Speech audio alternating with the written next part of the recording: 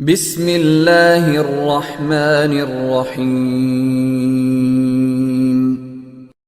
السلام علیکم ورحمۃ اللہ وبرکاتہ۔ ان الحمد للہ نحمده ونستعینه ونستغفره ونستهدیه والصلاة والسلام على سید المرسلین محمد وآلہ وصحبہ اجمعین، اما بعد۔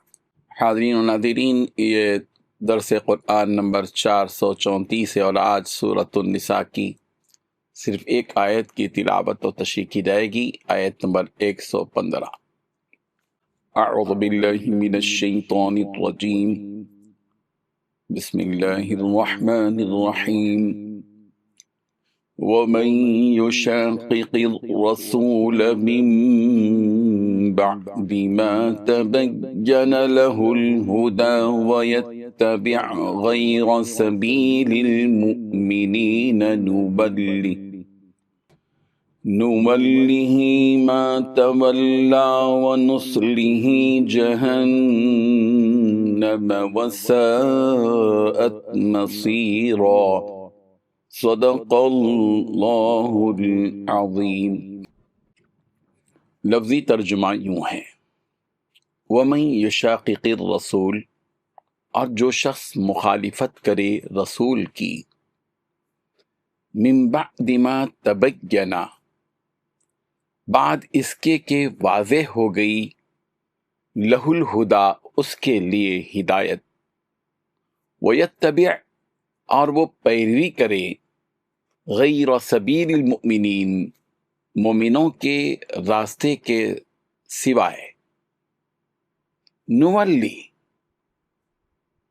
تو ہم پھیر دیں گے، نولی، تو ہم اسے پھیر دیں گے، ما تولا، جدھر وہ پھرتا ہے، ونصلہ جہنم، اور ہم اس کو داخل کر دیں گے جہنم میں، وساءت مصیرا، اور وہ بری ہے پھرنے کی جگہ۔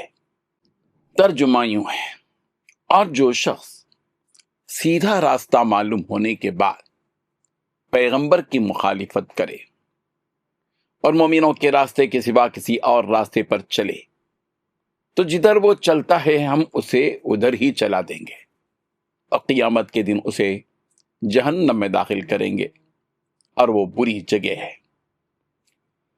اس آیت میں 5 باتیں بتلائی گئی ہیں۔ پہلی بات،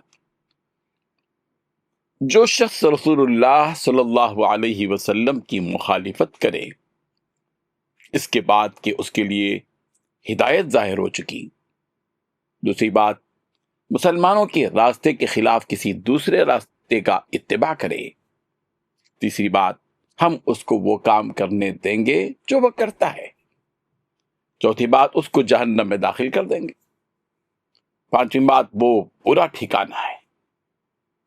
بزرگان محترم،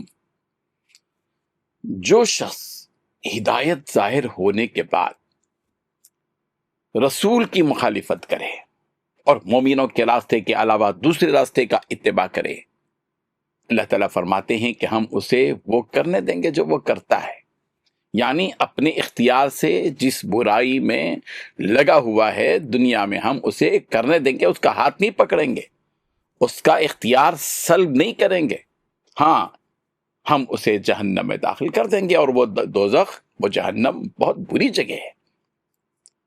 اس آیت میں 2 وجوہات پر دوزخ کے داخلے کی خبر دی گئی ہے۔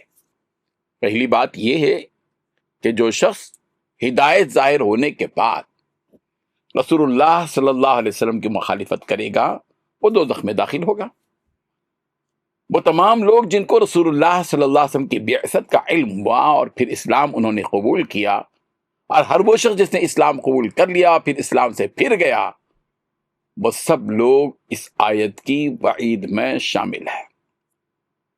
چوری کرنے والا وہ شخص جس کا واقعہ ان آیات کا سبب نزول بنا، وہ مرتد ہو کر چلا گیا تھا، اس لیے اس بات کو یہاں ذکر کیا گیا، لیکن مفہوم اس کا عام ہے۔ ہمیشہ جب کبھی کوئی بھی شخص اسلام قبول کرے پھر وہ مرتد ہو جائے، تو اس آیت کا مضمون اس پر صادق آئے گا، یہ وعید اس پر لاگو ہوگی، یعنی وہ دوزخ میں جائے گا۔ دوسری بات یہ بتائی گئی کہ جو شخص مومنوں کے راستے کے علاوہ دوسرا کوئی راستہ اختیار کرے گا وہ دوزخ میں داخل ہوگا. مومن ہے، مسلمان ہے، تو اس پر لازم ہے کہ وہ مسلمانوں کا راستہ اختیار کرے، اسلام کا راستہ اختیار، اسلامی روایات کو سامنے رکھے.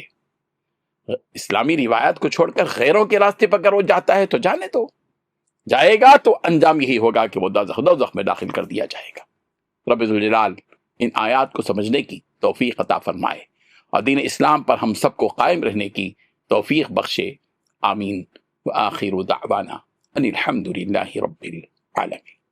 ڈیلی درس قرآن کو سبسکرائب کیجئے، اپنے تاثرات اور مشورے ارسال کیجئے اور متعلقین کے گروپ بنا کر انہیں روزانہ درس قرآن بھیجیں اور اجر ثواب پائیں.